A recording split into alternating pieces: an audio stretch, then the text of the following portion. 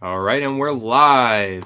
Welcome back to Fireside Giants. I'm your host, Anthony Rivardo. Today, I got a very special guest with me, Tommy from Tommy's Takes, Giants Country. Tommy, how are you doing today, my friend?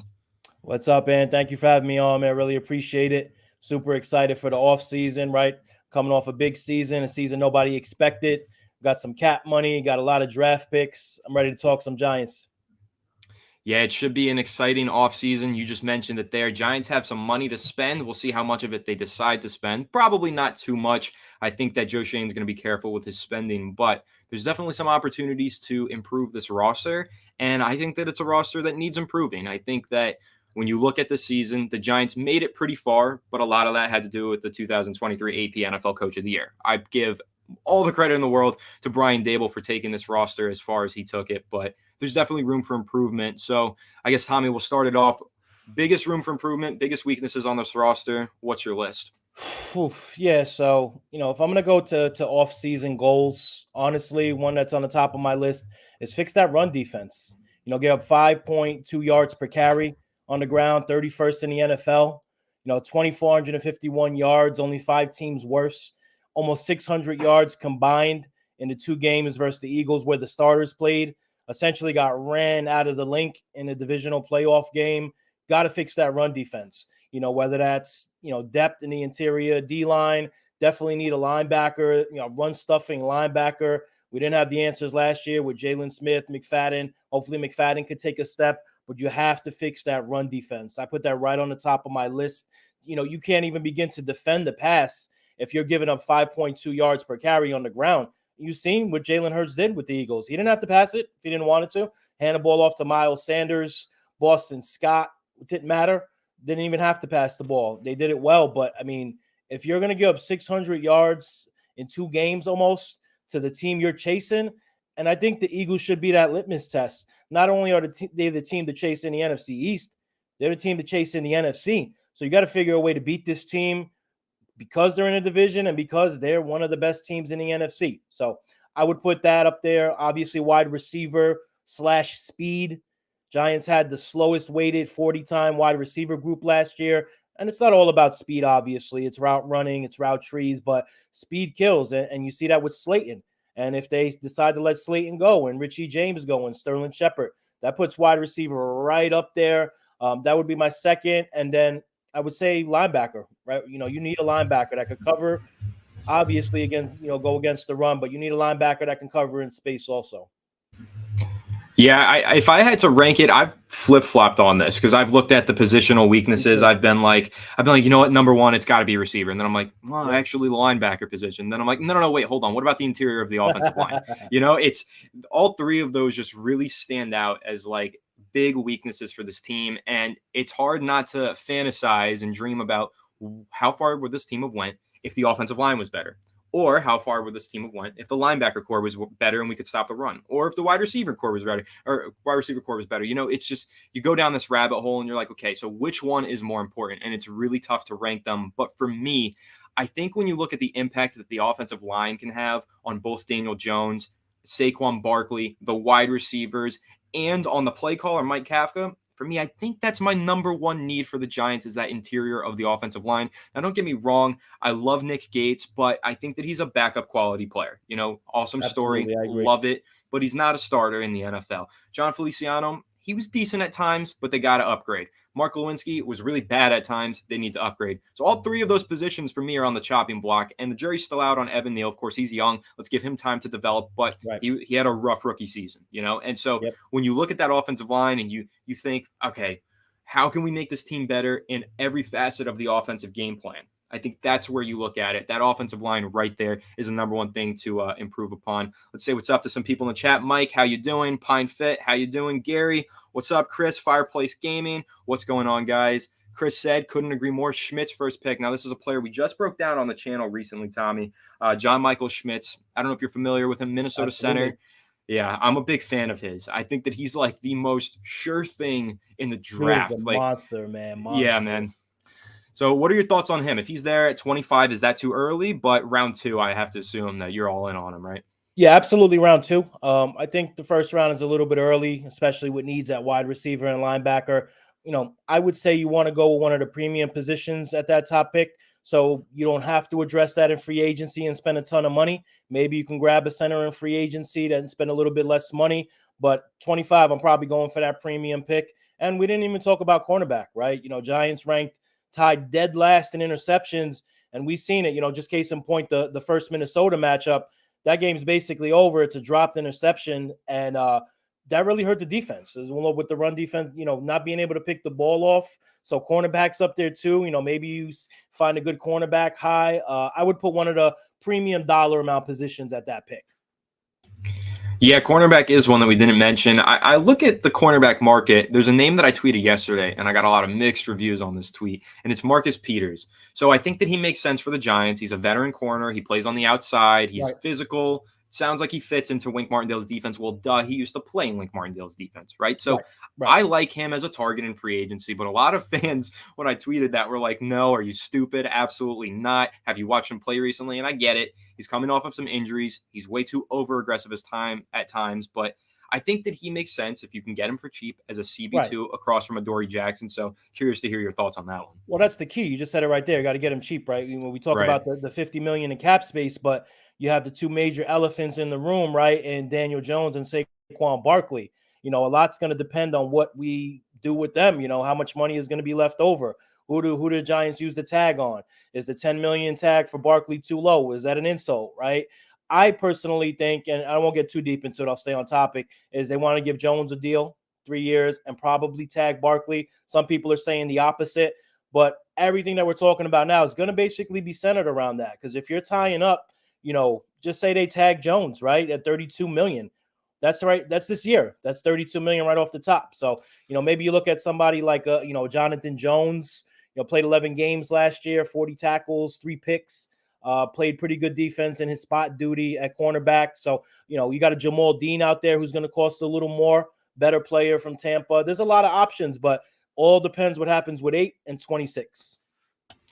Yeah, I think there's no doubt that the Giants are entering this season with a cap hit of over $30 million with Daniel Jones. Either it's the tag or it's the long-term extension, but he's going to get $35 million on the extension. And that's a lot of money. A lot of fans are going to cringe when they hear that, and they're going to be disappointed, but that's just the run of things now. And we actually had Bob Papa on the show recently, and he talked about it because there was that viral quote from Kyle Brandt where he said there's no more middle class on quarterbacks. And Bob Papa put it into perspective, and he was like, no, there is a middle class. People just don't like to hear that the number starts with a 3 now. That is the middle class on quarterbacks, because when you look at what the top quarterbacks are making, Burrow might get 50 soon enough. And you've got Mahomes. He's got accelerators in his contract. He's going to top 50 soon enough. And look at Aaron Rodgers' deal. So it's going to be expensive for Daniel Jones, even if you don't think he's worth all that money. In relation to the rest of the players that he's competing against, yeah, he is worth that money, because that would place him in the same price range as a guy like Jared Goff or Carson Wentz. And we know that Daniel Jones is a better player than those guys. So I'm okay with it. I'm happy to pay him what he's worth and what he totally has earned. But we'll see what happens with Saquon. I think that's the more hot topic here, and the one that I definitely get a little bit more uneasy about. I'm curious to know what your thoughts are on the Saquon Barkley contract, because for me, hearing that he already rejected the $12 million per season, and then looking at potentially giving him 16, I don't know if I'm comfortable with that. But then again, how big of a difference is that $4 million? What does that really do for your team? I think what it really boils down to, though, is look at all of the recent Super Bowl champions and look at those running backs. They don't get paid a whole lot. And that's where I kind of start to get on thin ice with Saquon. Yeah, I agree. I think logic dictates you do not sign him long-term. A 25-year-old running back, he's represented by Rock Nation. He's going to want top dollar. Already turned down the first couple of negotiation attempts. Everything tells you don't do the deal, right? But in this case, Saquon Barkley is the face of the New York Giants. Let's be honest here. When you see the ads up, when the game's coming up Sunday, Saquon Barkley is on that ad 99% of the time. He's the face of the team, right? And also coming off a super productive, healthy Pro Bowl season, which complicates matters more. For the better of the team, it's hard for me to say, get rid of him. You don't need a playmaker like that. You could find a playmaker like that in a rookie. But I think that's the case. And I think you got to move on from Saquon. I think you got to say thank you for everything. I know you're going to be good and to great on the next team you go to, But to put 13, 14 million into a running back at 25 years old, when you have your interior offensive line needs help, your interior defensive line needs help, you need a linebacker, you got to pay your quarterback. It's like juggling a bunch of balls, right? You don't want to drop any of the balls. Your goal is to juggle them, but you're going to have to drop one eventually. And I think running back is going to be it. And it's going to be one that hurts. It's going to be one of those decisions that nobody's going to be fully happy with. You're going to have fans on both sides of it. I love Barkley. It was awesome to see him come back from the back-to-back injured seasons, right? He played tough this year. He had the neck injury, the shoulder injury. He wore his little mini collar under the jersey, hoping no one would see. And if it wasn't for him, this team wouldn't have won its first playoff game in a decade. So be a tough decision, but financially, I think you might have to move on, man. Yeah, it's not what most Giants fans want to hear, but it seems like the unfortunate reality that we're slowly creeping towards. And I think especially when you look at the history of Joe Shane, where he was in Buffalo, it doesn't seem too likely that he's going to be inclined to re-sign a running back for that high cap hit. But you never know. It's different because Saquon Barkley is the face of the Giants, like you said. We got a pretty interesting question. Sorry, go ahead. That Super Bowl, sorry to cut you off, apologies. That Super Bowl running back list, when you look at that list, man, that's overwhelming data. That's not spot data. That's saying to you, hey, don't invest long-term big money into a running back, man. So that was right on the head. People, when they get upset, take a look at that list. Yeah, and I think that the outlier on that list is from almost 15 years ago. It's Marshawn Lynch, that would be the outlier of a superstar running back. But everybody else, I mean, look at what the Chiefs just won with in their backfield, the 5th-round pick and Isaiah Pacheco. So he was nasty in that Super Bowl, man. Damn. Yep. He's a good player. He's a good player. It was a good Super Bowl. I think we're all extremely happy about the outcome of that game. Of course, I mean, dude, if I had to sit through another Eagles championship, I don't know if I would have made it, man, to be completely honest. I don't know if I would have made it through that. That would have been too much for me. Their fans were particularly brutal on Giants fans the last few weeks. So yeah, well, now we can be brutal back, make fun of them. All right, Give 2 has a good question here. With the 25th pick, do you draft for need or best available? I think you draft the best available. If the best available is another DT, I'm taking him. So that's an interesting take from Give 2, and we can dive into that one, Tommy, but I think it's a blend of both, and I know that's kind of the cop-out answer. You want me to pick one or the other, but it's kind of hard to do that, right? Because you want the value to meet the need. There's some positions that I'm probably not putting on my draft board in the first round. Like, say if I was a team that had a huge need at running back, I'm not going to take one with the first pick in the draft, right? So you got to put best available and need mixed in there. If I had to lean one way or the other, I usually go best available because I don't think you can have enough good cornerbacks. I don't think you can have enough good wide receivers. So you stack talent at those positions, enough good offensive linemen, you stack that talent there. But certain positions, D-tackle, now that's where this take becomes a little bit hot because I'm not throwing another D-tackle in the mix. I know that depth is an issue there, but I'm not drafting in the first round for depth. I'm looking for a quality starter that can help us get past the divisional round. So I think I'm going to go best player available, but there's a little bit of a gray area there. Yeah, absolutely. Always BPA, right? When you go for need, that's when you reach. That's when you make mistakes. You always go best player available. But interesting to put DT in there because that is, like you said, an outlier. Shoot, even edge rusher. If you can get an edge rusher at 25, take them. You could never have enough edge rushers ever. And this class is like loaded with edge rushing talent too. So, and that's a good point though, because you can never have enough edge rushers because look at the last two Giants Super Bowl teams. They had 4 quality starters on the edge, just rotating in and out. Right. It was relentless. NASCAR. Of course, the NASCAR package. Yep. You beat me to it. Nice. But yeah, I think that there are some positions that you stack. Give 2 with another solid question here. But first, actually, let me jump down. Seems like we got, yes.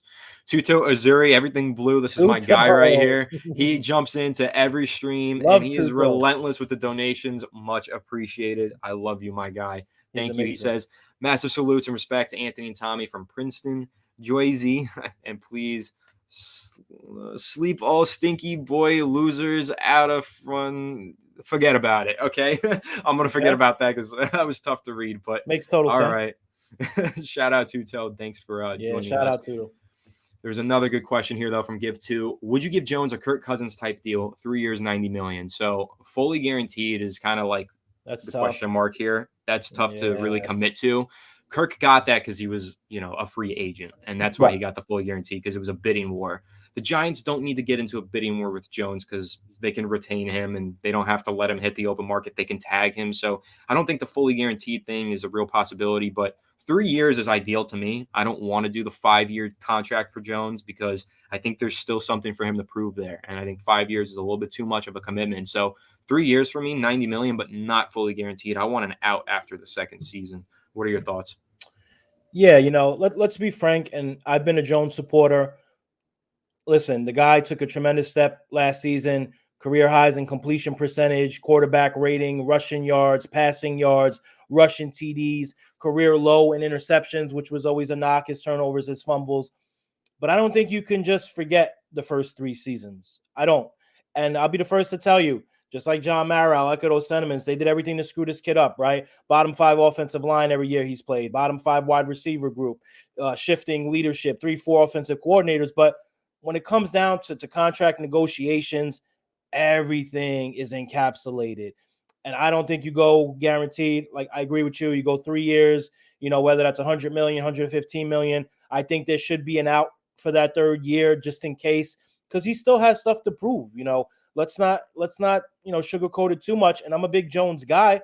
He still has to prove he could attack deep downfield, right? He could attack the deep hashes consistently. He could be aggressive. He could believe in himself, believe in his wide receivers, take those shots, right? The Jones that we've seen, I believe it was last three of the last 4 games of the season, he had 92 quarterback rating, 115 and 125. Granted, against the Colts, Vikings twice. That's the guy you got to see, but I'm not doing fully guaranteed right now.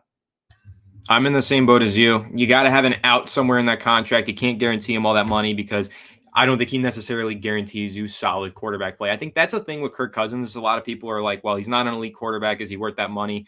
Okay, so probably not. But he does guarantee you something solid.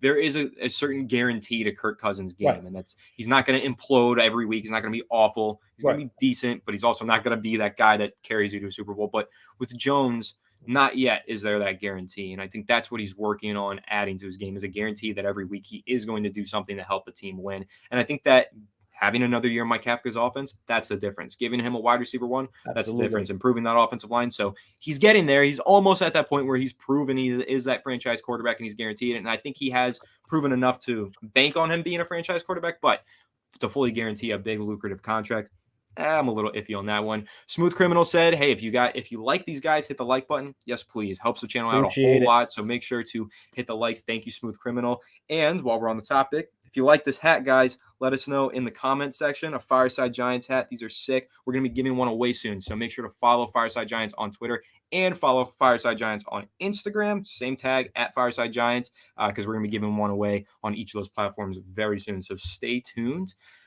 Here's a real relatable comment from Fireplace Gaming. Thank God we don't have to hear Super Bowl champion. I won't even say their names. Amen. Great Thank comment. the Lord. All right, here's one that's personal to me. I got to respond to from Tuto. Napoli team is breaking everyone and dominating. Tommy, you into soccer at all? No, not too much, but I am Italian. I am from Naples, so. Oh, okay. Yeah, my family comes from that same area, from Napoli. Yeah, I'm with you, man. I'm with you. Yeah, so I follow SSC Napoli. It's the team that represents Naples over in the Serie A, the Italian soccer league. They're dominating right now. They've never been this good. Like, this is the best year that they've had since the 80s or 90s or whatever, whenever Maradona was playing there, who you maybe have even heard of because he's that historic of a player. But yeah, they look like they could be contenders for the Champions League. I'm really excited. We'll see if they can go ahead and pull that win off. That would be really, really exciting. All right, Fireplace Gaming. Do you think the Giants make any big splash plays at any positions in free agency? Big splash? I don't know about a big splash, but a solid acquisition to help us win games? Sure, at the right price. And I think that the number one guy that I'm looking at is David Long from the Tennessee Titans, linebacker. I think that's how you solve the linebacker problem. That would be my personal big splash. But even then, I don't even know if that contract exceeds $10 million. So can you really call it a big splash? But I don't know. What's your take on it, Tommy? Yeah, I'll go linebacker too. I'm looking at Tremaine Edmonds. I know he's been a hot name out there for Buffalo. Didn't have the best 2022 season, but he did improve in pass coverage, and he is a solid run stopper. He's probably going to be over 10 million, I would say, right? I mean, he's going to get a premium dollar. To me, that would be a splash. Or maybe you go wide receiver. Maybe you do something crazy and kooky, and you kick the tires with Hopkins from Arizona. See how he's feeling over there. A little bit on the older side at 30 years old, but his cap hit is only $8 million in 2023. Once the Cardinals situate the dead money number, to me that would be a splash. Yeah, and you kind of just reminded me, there are some players who are not yet free agents that could become free agents, one of them being Keenan Allen, Los Angeles Chargers. Now, that's a guy that I would consider making a splash on because I still think he's a WR1. I know there's some injury concerns, a little bit of an extensive injury history there, but one of the best route runners in the NFL, reliable hands, like he can be your dependable WR1. And I think that if you sign him, you don't stop there. If you pair a rookie wide receiver with him, then you're talking about one of the most dynamic offenses in the NFL. And even Gerald Everett, tight end from the Chargers, he's also a potential cap cut. That makes a lot of sense for me. I know that some Giants fans don't want to see the team go sign or draft a tight end because they love Daniel Bellinger, and I don't blame them. I love Daniel Bellinger too, but I don't know if I'm necessarily stopping myself from improving at that position because of Daniel Bellinger. I think that having two awesome tight ends, that works out for me as well. So I'm definitely down to stack some talent at that position. Absolutely. All right. Sarah says, hey, Anthony and Tommy. Hey, Sarah. How you doing? Sarah. Let's see what else we have here. Okay, this one's really relatable. Is it just me, or does Sirianni have the most punchable face in football? I wouldn't call him the coolest head coach. I don't know about definitely that. Top 3 punchable face, I would say. Absolutely. Probably number one. I think that clip of Jalen Hurts telling him to put his arm down is just kind of bizarre, Yeah. But one thing, though, is I hate Sirianni, like I really do, but he is Italian. So there's a part of me that wants to like him. Right. But I can't do it because there's nothing I hate more than the Philadelphia Eagles, their fans, and of course, their punchable face head coach. So I can't call myself a fan, unfortunately, even though I wish I could. Anthony, please get your Peacock streaming app. I'm recovering from my surgeries on last January 16th. Well, I'm wishing you a whole lot of luck with that recovery, and I hope that it's really quick and thorough for you, Tutu Azuri. And I'll be ready for our training camp in May 1st for Super Rugby League and breaking O-lines all day. Dude, that's awesome. Tutu loves his rugby, man. I'm gonna have to get the Peacock streaming app. Tutu, DM me on Twitter. Show me what you're into these days with the rugby league. I'm down to talk some rugby and get into that sport. Always down to add an extra sport to my life. You know what? Shout out to Tutu, man. He, when it comes to content creators, giant content creators, that dude is everywhere. So shout out to you, Tutu, man. You really put in the work, and a lot of content creators don't get paid, whatever it is. It's a labor of love, and people like you really, really give us that passion and really give us that fire. And so I appreciate you, brother. Thank you for everything you do. Everything he said times 1,000, Tutu. Much appreciated. We appreciate you. You're always here on the live streams. Much love to you, Tutu. We're going to be live streaming a whole lot more, by the way. Everybody watching, this is going to be a regular thing now, at least once a week. We're going to do at least once a week throughout the entire off season. And this is my second week in a row doing this, bringing on a special guest in Tommy. We're going to be bringing on a ton of guests. And in fact, we're going to be bringing on some of you guys. If you're interested in joining a live stream, anytime you see me live on Fireside Giants, send me a DM on Twitter, and I'm happy to send you an invite, talk some Giants with the viewers live on Fireside Giants. So if you're interested, you know where my Twitter is. Go find it and see if you can win the sweepstakes and earn a spot on Fireside Giants. All right, let's see.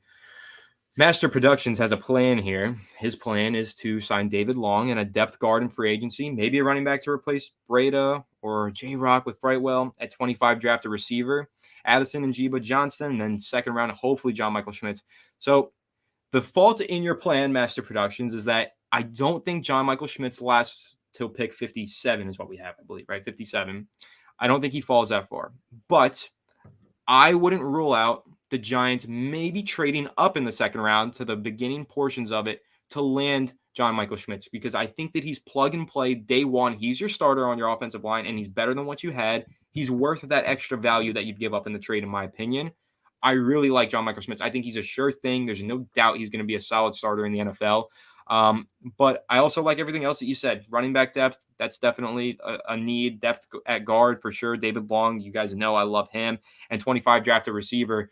Addison is number one on my board. I got a film breakdown coming out on him on Friday. If you're a member of the channel, Tuto and Fireplace, you guys have probably watched it already. There's a Jordan Addison film breakdown live for you guys, but make sure to tune into that.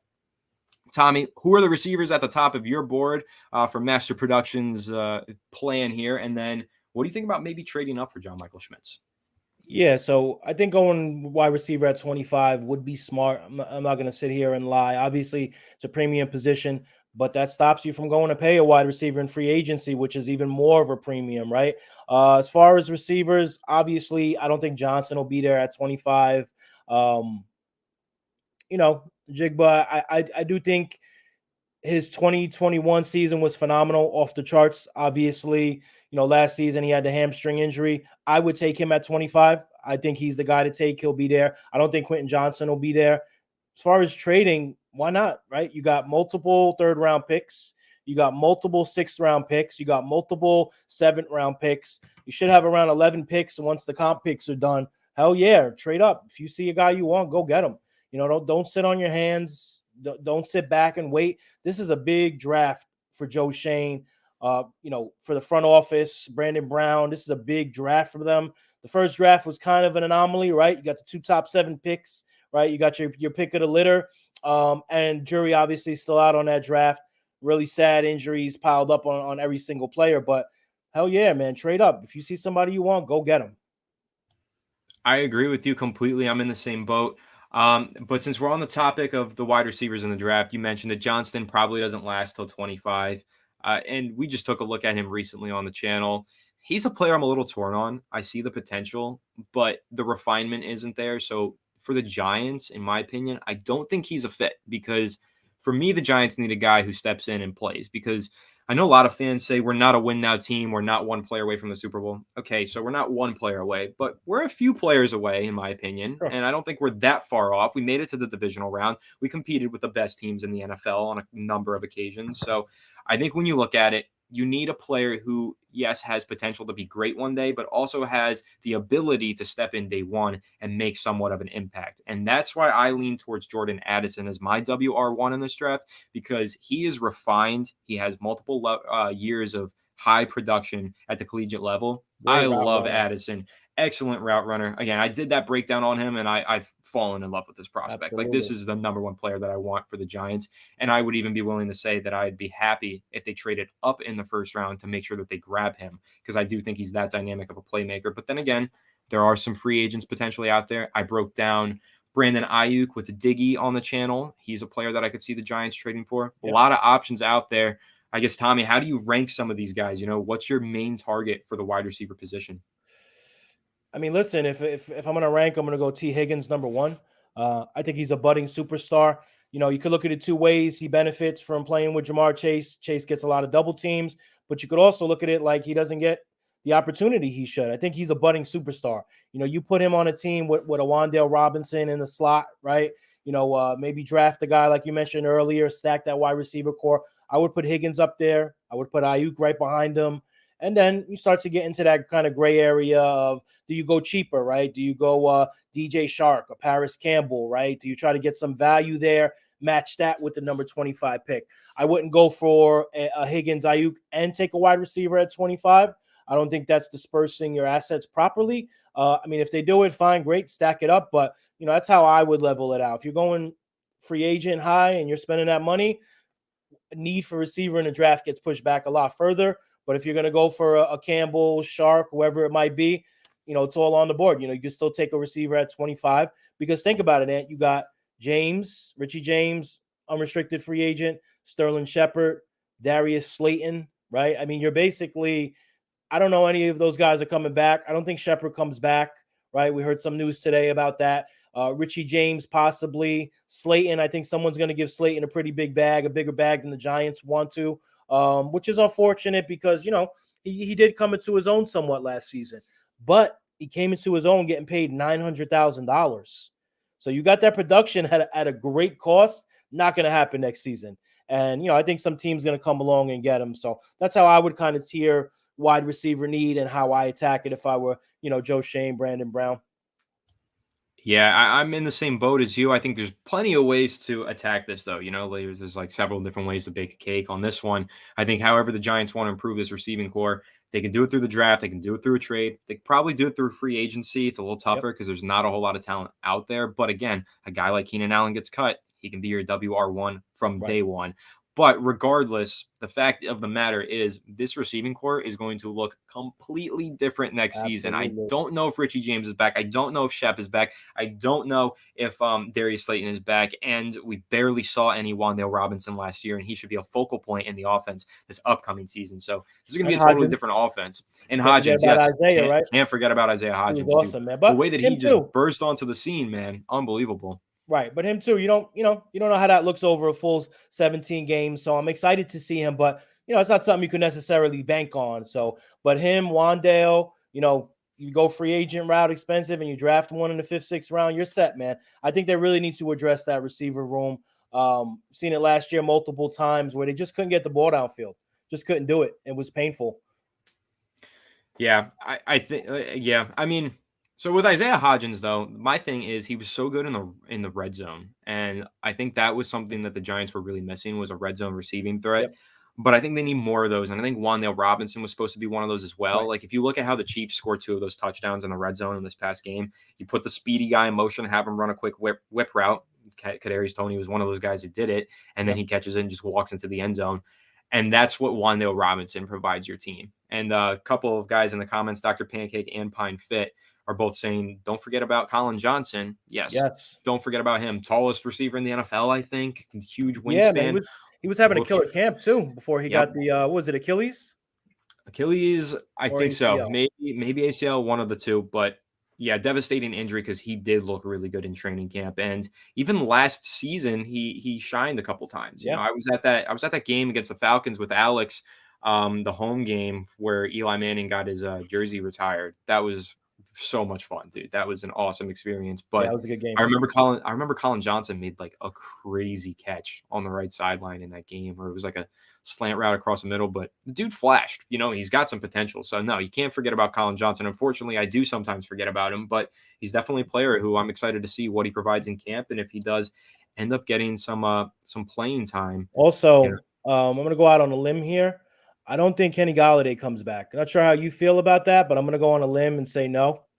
Yeah, I'm gonna say Kenny Galladay's on his way out here. Unfortunately, the Kenny G experience was not everything we hoped for it to be, and I think that Kenny Galladay is going to be on his way out. So, yeah, unfortunate to say. I really wish he panned out. I liked him a lot for Detroit. I actually had him on fantasy in that 2019 season where he was dominant and Oh, led it the was league phenomenal, dude. in Phenomenal. receiving touchdowns. Dude was a beast, Babytron. He got that Yeah, nickname man. for a reason, and now he's just a nobody on this Giants team. It sucks to see. Just couldn't It's get it sad, going. man. It was sad, this season. What was really sad, Ant, is when the team started to really start clicking on offense the last 4 or 5 games. And, you just see Galladay on the sidelines. You could just tell how he's obviously negatively impacted. Sad. Great teammate. He said all the right things towards the end of the season. He had the head top touchdown, right, versus the Eagles. That was awesome to see. Good for him. Adios, man. Didn't work out. Yeah, I can't hate on him too much because he did handle the whole situation like a pro, and he was super respectful throughout it. But he knows he's on his way out. We all know he's on his way out. So we'll see. I think that it'll be interesting to see where he winds up and if the Giants maybe try to trade him. But I can't imagine anyone tries to No. take on that contract. You know what So it is, Ant? He was never a separation guy. We all know that. He was always a 50-50 ball guy.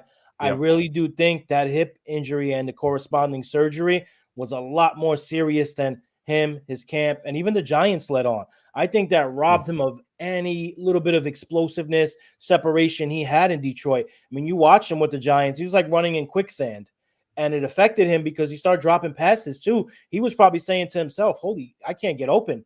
I can't get any separation, and the ball's right on him, and it's just dropped. So that was tough to watch. I don't know if he plays again, to be honest with you.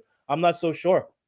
I think he finds a spot as a camp body somewhere, but yeah, I don't think we see him in a starting lineup anytime soon. I think he really kind of played his way out of a starting lineup with the Giants, unfortunately. But I also think it's a scheme thing. I don't think he was a scheme fit because you look at what Brian Dable's had in the past and what the Giants prioritize this season. It's not those 50-50 outside receivers that make the jump balls. It's the separators, the Stephon Diggs of the world, Sterling Shepard, Wan'Dale Robinson, quick guys who get open quick. Kenny Golladay was never that player. He likes to get it thrown up to him and moss people and play that Megatron role.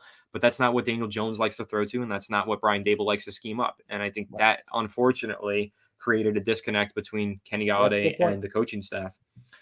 Let's see. We got a few more questions that came up. There was one I saw, can't find. I'll come back to it.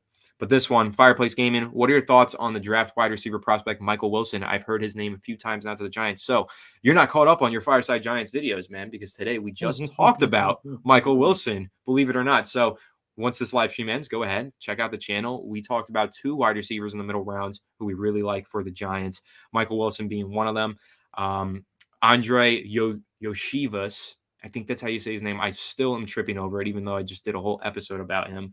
But these are 2 mid-round prospects. I don't know if you're familiar with these guys, Tommy, but Wilson's a good one, man. Both of them, I like Wilson a lot. Wilson, especially catch and run. And you want to talk about Yak, right? Well, he's probably one of the top receivers when it comes in this draft when it comes to getting in open field, not getting caught. Great hands, soft hands, reliable hands. I like him, man. If you could snag him, 3rd or 4th round, why not? Yeah, he's just got a crazy injury history, but I think that works almost to the Giants' benefit here because they can still go wide receiver in round 1. Say they land Jordan Addison at 25, right? But then you're in round 3, 4, 5, and you're like, you know what? We are losing 4 free agent wide receivers this offseason. Galladay's gone, James is gone, Shepard's gone, and Slayton's gone, right? So you still got to add extra talent in those middle rounds. It's not just first round and then it's done. So you see Michael Wilson on the board in those middle rounds, and you say, you know what? Let's take a chance on him. Let's hope he stays healthy and he's able to put it all together because this dude has crazy traits. He had decent production when he was healthy. And over at the Senior Bowl, he looked like one of the best players on the field. So I'm high on Michael Wilson. And I think that this is one of those guys that if he does get drafted by the right team in the right scheme in the middle rounds, and he gets that playing time and he stays healthy, that's the key.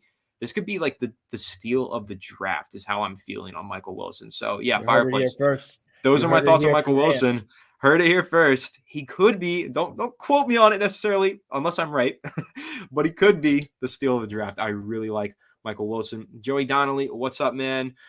Sam Fountain says linebacker Noah Sewell. So I haven't really delved too deep into the linebackers just yet, and I'm not, wrong comment. Well, I'm not too familiar with Noah Sewell just yet, but Tommy, if you're familiar with him, I'd love to hear your take on him.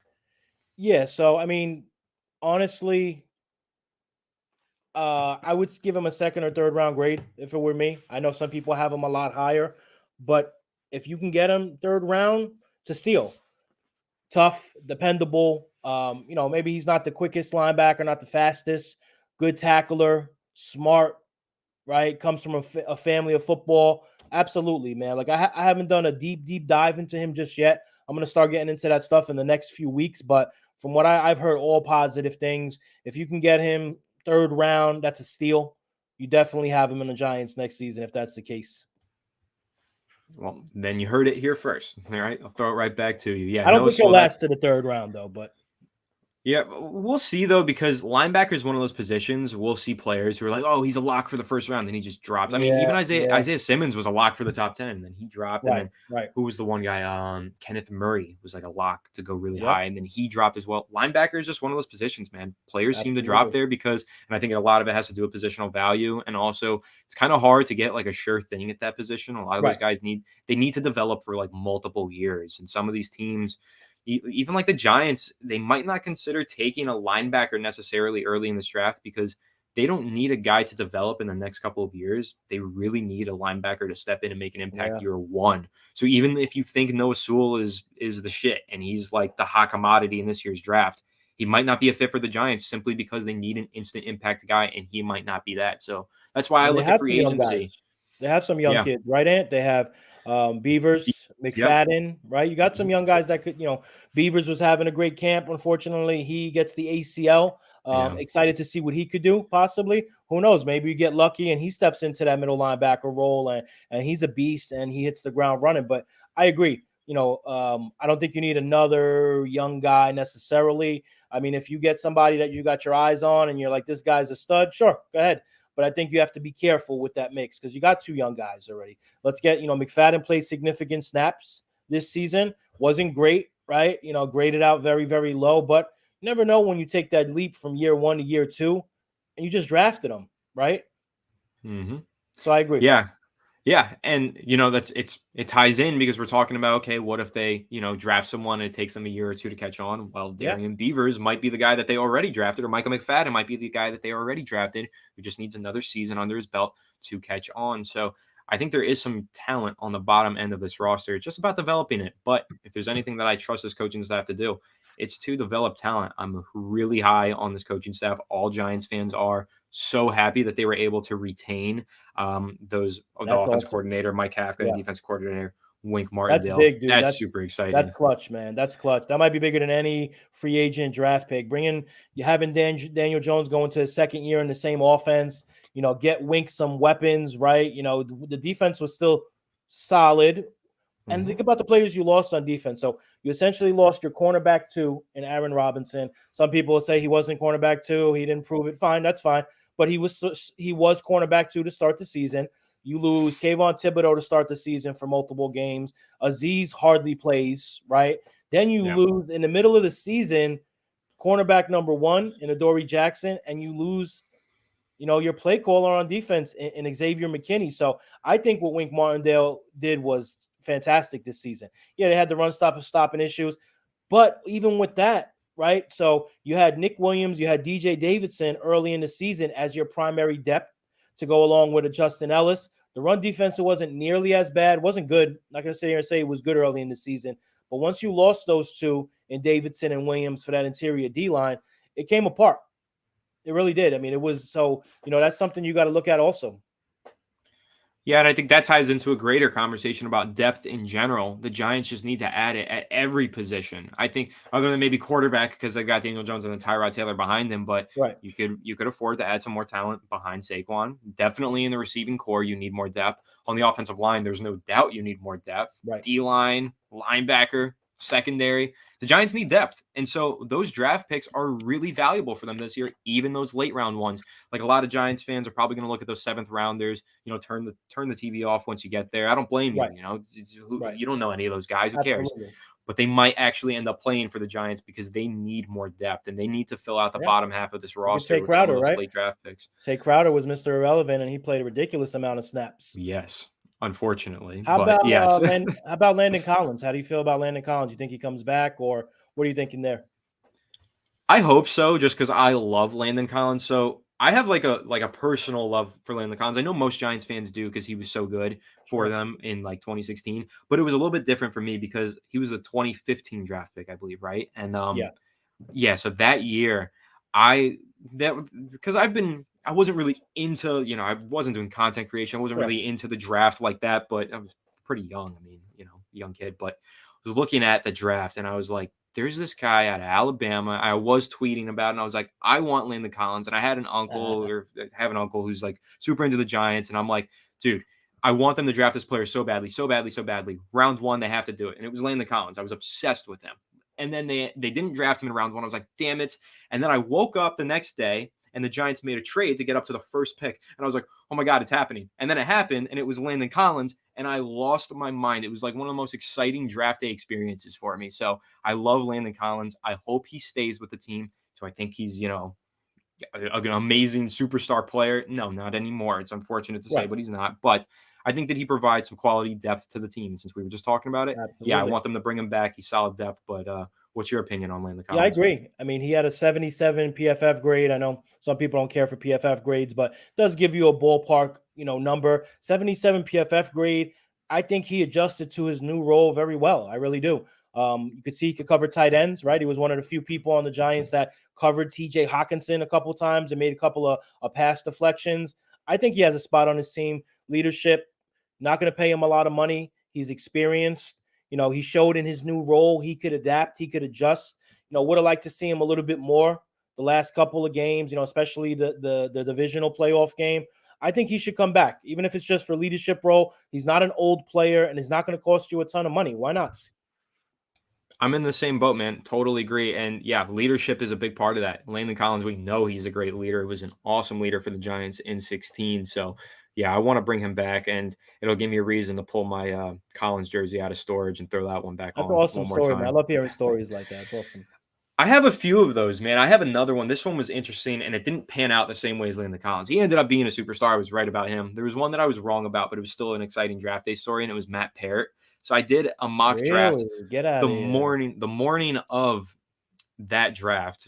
That was 21, right? I think. And so the morning of that draft, I did a mock draft on the network.com, and I threw it up on Twitter, and I made sure to highlight with the 99th pick that I took Matt Parrott, and I was like, this is my guy. Like, I love this offensive tackle That's out of awesome, UConn. dude. And I even was like in the kitchen, and I was like, mom, because my mom's a huge Giants fan. I'm like, there's this guy out of UConn. I just watched a bunch of film on him, and I'm in love with him. He's so good. I hope the Giants draft him, but you know how these things go. And she's like, oh, well, we'll see. Huh? And then later on that night, oh my God, Mom, you wouldn't believe it. The Giants got my guy. And so that was cool. Injuries held him back. He's still on the roster, but we'll see how much longer. I think that without the injuries, there was a chance there, and he needed to sit behind someone for a while. He was thrown into the starting lineup injured, and it didn't pan out. But I really liked what he had coming out of college. So that was another one of my guys. Unfortunately, that one didn't pan out like Landon Collins did, though. So I guess the younger me was a better talent evaluator. Well, listen, I really respect you giving us both sides of the coin, not just the one you hit on, but the one you missed on. Very humbling of you. You know what I really wanted, and it's recent, and I'm going to talk about it because it still hurts me. It still bugs me. Mm-hmm. Man, I was in love with Devonta Smith. I could not wait. We were at number 11. I could not wait, man. I was like, this is destiny.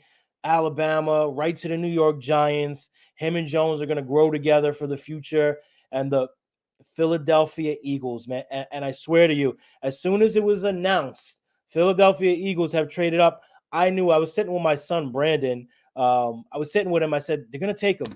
It's over. They're going to take him. And he's like, well, you're not, it's not 100%. I'm like, they're going to take him. And they snagged him from us. And I'll never forgive them for that. That's why we got to kick their ass next season. Should have been a Giant. Sorry.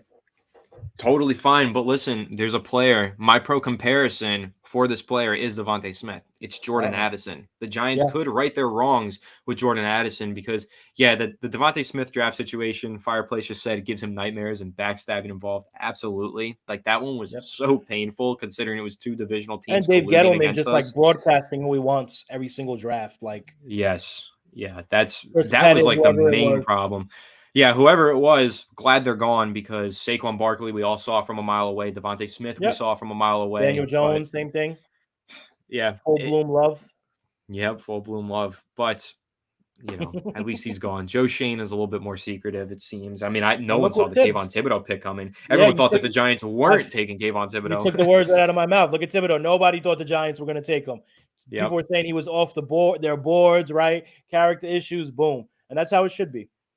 Yeah, 1,000%. It's how it should be. Even Jerry Reese had that problem, though. If you think back, you're right. The Giants draft board got leaked that one time. Could you imagine? Ridiculous, I mean, you get paid all that money to be in that front office, just keep these secrets, and you fail at that. It's like, I don't know. It puts a sour taste in my mouth, to be sure. But I think this is probably even worse than telegraphing Devonta Smith and losing out on him. But that draft, this was my guy. And long-time Fireside Giants viewers have to remember this. Micah Parsons was my guy in that draft. I said he's the best player in that draft, and the Giants are stupid if he's on the board and they don't take him. He will be an All-Pro within his first 2 seasons. He was an All-Pro immediately. So freaking good. That was my full bloom love moment, my Dave Gettleman moment. I was obsessed with Micah Parsons. I'm so pissed that didn't work out, but you know what? Whatever, Giants traded down, and you can argue that was more valuable because now they have Thibodeau and they have Evan Neal out of that trade. So if Evan Neal pans out, you got 2 potential All-Pro players out of that trade rather than 1. So everything shapes out for a reason. Absolutely. All right, there was a comment here that I can't find, and I got to find it because I really liked it. So I'm going to keep looking for it. But in the meantime, we'll pull up another one and see. Yeah, I feel like Parrott just don't got that dog in him. That's unfortunate. And that's funny too, because that's what came out from the coaching staff, from Joe Judge coaching staff, that he didn't have that physicality at the point of attack, didn't want to go after it, which is ridiculous because the guy's a mammoth, right? And he's athletic, has all the physical tools in the world. All of them. All of them, the longest arms in that draft Yeah. class. I think he had like the longest arms in the NFL when he entered. Yep. Dude was ridiculous. And he had such quick feet. And that's why I was banking on him, because he had technical refinement. And I thought that if you can just get him to be a bit more aggressive, because that was a Right. knock that I had on him. I thought at the point of attack, it was, he wasn't as powerful as you would want him to be. And so hopefully that's something you can coach. But he had like a solid baseline of talent and refinement. So I was banking on him. I think the Giants were too, but unfortunately, probably a career swing tackler backup. And you know what?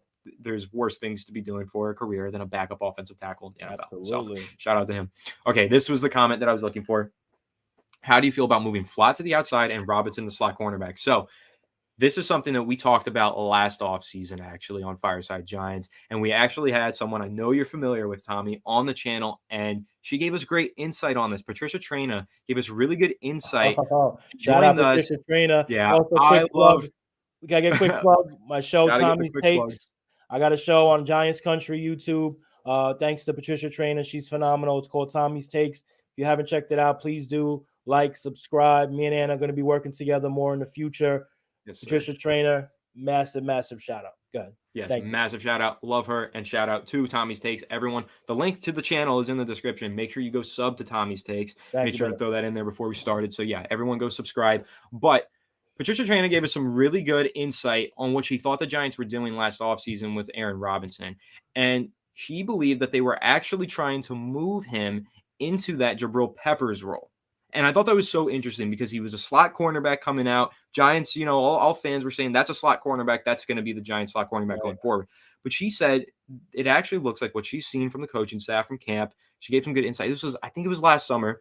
And she said, it looks like they're going to try and move him into that former Jabril Peppers role and see what he can do there, because he is physical enough and he's good enough of a run defender to hopefully fit that role. Just a little skinny, got to add some mass to him. But I think that's just something interesting to throw out there, is that some of these players have a lot of versatility. And I think that's something this coaching staff values. And when you look at how many defensive backs Wink Martindale loves to throw out there on the field sometimes, I could see Aaron Robinson go out there and play a little bit of strong safety and have Flott on the outside and Robinson in the slot, but moving around. It makes sense to me. King Chris TV, I agree with you. I do like Flott, but he does need a whole lot of development. So we'll see what happens there. Another player that needs to add some solid mass to him, like Robinson. So curious to know what your take is on that one, Tommy. And then, what's your outlook for both of these guys?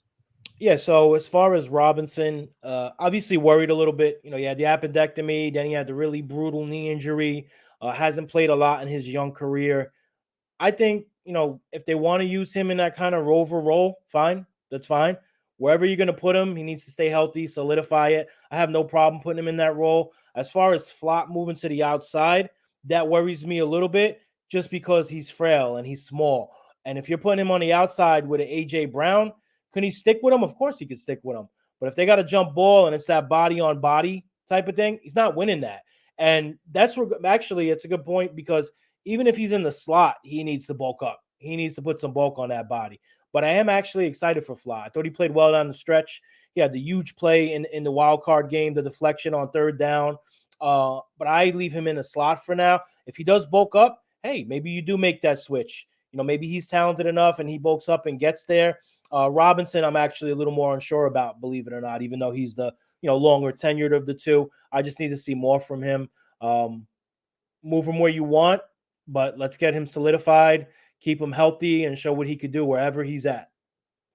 I agree with you. I'm actually more sure of myself when I'm talking about Cordell Flott than I am about Aaron Robinson. Crazy, we haven't seen enough Robinson, man. He's been injured a lot, but both of these guys are really skinny. They definitely need to add weight. We're in agreement on that one. People in the comment section are on agreement as well. Like, these guys just need to get bigger, need to get stronger, but that's why you draft them in the middle rounds and you hope to develop them. Hopefully they add some weight. I mean, we've seen even superstar players add mass to their frame, and it makes all the difference. Azeez Ojulari came onto the scene when he was healthy this year because that added strength definitely helped him out. And even when you think back to like OBJ, man, that dude was so skinny when he came out. We were talking about this recently on Fireside Giants. So skinny. And then by like year 2 or 3, he was kind of jacked, and it made all the difference in that 2016 playoff run because he had the physicality to beat press coverage better than he did in the past. So yeah, these guys aren't done. When they get drafted, they're not just what they are. They have room to grow. And that's another player that I'm going to discuss right now, because I see a little conversation in the comment section about Evan Neal. He's not done growing, guys. Like, there is a chance for him to turn into a really special player. We all saw the traits coming out of college, but I do kind of agree that maybe he isn't quick enough to play on the outside and you might want to move him inside. Now, I don't want to go that far just yet. Again, I think you need to give him more time, let him grow and develop. And this was from Ski Mask Sampson, who said it. His feet aren't quick enough on the outside. So there's an element of truth to that situation, but there's also, you got to be patient like you were with Andrew Thomas. Andrew Thomas is, of course, one of the best tackles in the league. But with Evan Neal, the reason why I might agree with you is because he barely played right tackle in his career. He played a lot of guard in college and he played a lot of left tackle, but that right tackle position is fairly new to him. He played it, I think, his freshman year. So he really doesn't have that much experience. He's relearning that. So for one, you got to give him time to relearn it and get good at it again.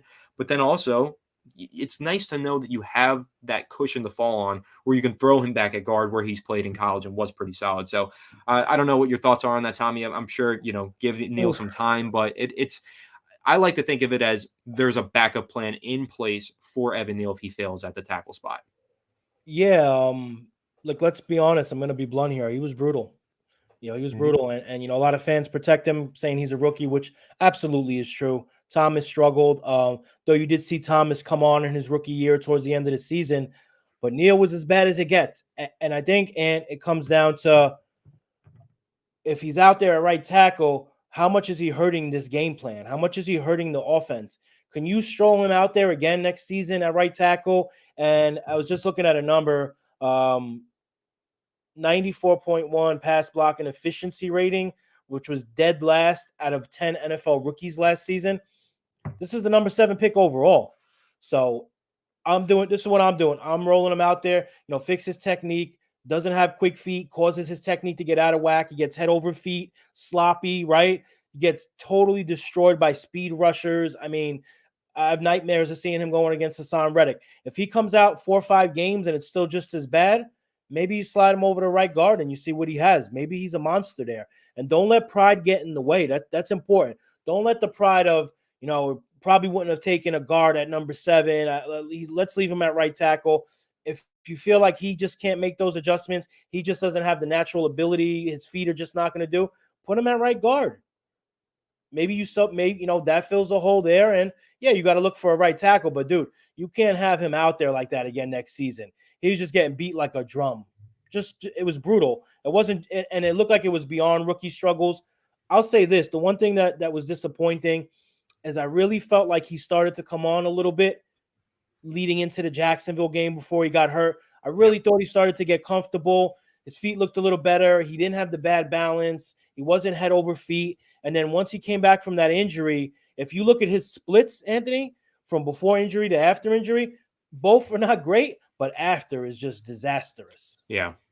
It's hard to know. Like, we won't ever know the full extent of that injury and how it affected him over the course of the second half of that season. But I can't imagine that wasn't playing a larger role than what we knew, because you're right. After the injury, he was a different player. He was somehow even worse than he was, and he wasn't playing great to begin with. Right. Again, you're right, though. He was starting to come into his own. He was playing better football, but he wasn't playing good football.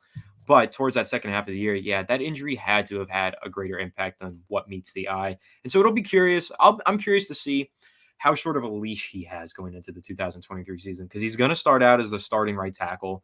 But how long does he play there and struggle before they decide to think, let's move him inside? And it's a conversation that will be had by fans for sure, but I don't know if the coaching staff is necessarily going to be quick to throw him over there. But the pride thing is a key, because that's kind of what happened with Eric Flowers. The Giants refused to move him inside. Then he moves inside with another team, and then, oh, wow, some decent value there. So, can't let pride get in the way. I agree with you there. But I guess I got to wrap this up soon because I got to get off by 9. But thank you, everybody, for tuning in. We'll do some last-minute questions if you have them in the comment section. And again, make sure to subscribe to Tommy's Takes. The channel link is in the description, so make sure to go ahead, hit the subscribe button. Great Giants content over there provided by yours truly, Tommy. But Tommy, before we wrap up, I do want to ask one quick fun question, not necessarily about the Giants and this offseason and everything. But you mentioned that Jacksonville game, and then I got caught, kind of daydreaming memories because I went to that game, and it was a lot of fun. Awesome game. Really? Came down to the 1-yard line. Yeah, because I go to college at Stetson University, so it's an hour from Jacksonville, 2 hours kind of from Jacksonville. So I drove over there, went to that game. It was a great time. And, dude, you could feel the grounds of the stadium shaking. like at the Damn. end of the game. And it was a Giants home game. Like, it was in Jacksonville, but it was a Giants fans home game. They had an impact. We all had an impact in that game. Second half of the game, we were loud, we were rambunctious, and the stadium was shaking during that final Jaguars drive. And I do think that made an impact and caused them to end up 1 yard short. So my question for you, Tommy, however many games you've been to, I'm not sure, but what's your best experience at a sporting event? Well, first, quickly shout out Fireside Giants. I don't have to tell everybody, but you guys have been around a long time. You guys have put your work in. You paid your dues. You know, you guys were around long before me. I used to watch you guys before I even thought about doing Giants content. You know, I used to watch you and Alex, and always been a fan. Always appreciated you guys. So for anything, shout out to you, you and Alex and the Fireside team. Most memorable. That's a tough one. I went to the Victor Cruz Christmas game versus the Jets, the 99-yard touchdown down the sidelines in the shadows of the end zone. That place was just electric. You couldn't hear anything when he broke down the sidelines and he high stepped out of that tackle from the Jets safety. You couldn't hear anything. That was probably one of my most memorable moments, just because you knew that 2011 season had a special feel. 99-yard play against the Jets. The Jets were talking crazy that season towards the Giants and calling the Giants their little brothers. So that was memorable. Stadium was shaking, and 99 yards, you can't really beat that, man. Yeah, funny enough, Alex was actually at that game. He's told me a similar story and said that it was just the craziest moment when Cruz broke it It's down the nuts. sideline. So, yeah, that's one I wish I was there for. But I still have a great memory with that game anyway, watching it on Christmas Eve. I'm sure Sure. everybody watching this who was old enough to watch that game is a great experience with that one, because that's a historic moment. That was the one that changed the season. That was the catalyst towards that Yeah. playoff run for me, in my opinion. I know a lot of people hold that opinion, but yeah, man, that pretty much wraps this one up. Again, Tommy, thanks for coming on. Had a great time over this Thank past you. hour breaking down the Giants with you, and I'm looking forward to collaborating more in the future. Again, everybody, make sure to go into the description box and subscribe to Tommy's Takes. Plenty of great New York Giants content there. And again, we're going to be collaborating a lot throughout this offseason, so stay Absolutely. tuned for plenty more. Please make sure to leave a like if you did enjoy this stream. Helps out the channel a lot. Much appreciated. And of course, guys, we'll catch you on the next one. Tommy, any last words for the fans? Go Giants, baby. Yes, sir. Peace. Have a good one, and let's go Giants.